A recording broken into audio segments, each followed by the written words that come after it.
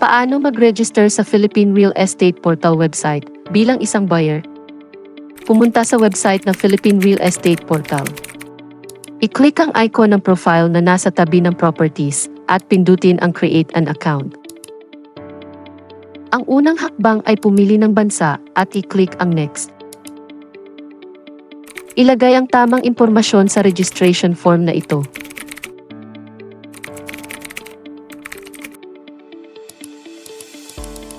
Tiyakin na tama ang lahat ng mga detalye.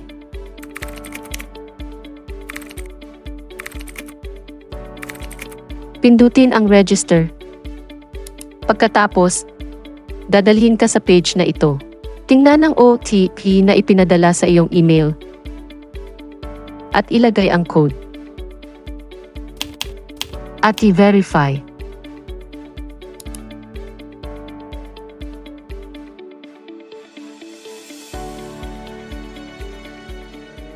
Paano mag-login sa Philippine Real Estate Portal website bilang isang buyer?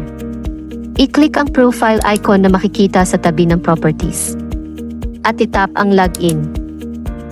Ilagay ang iyong email at password.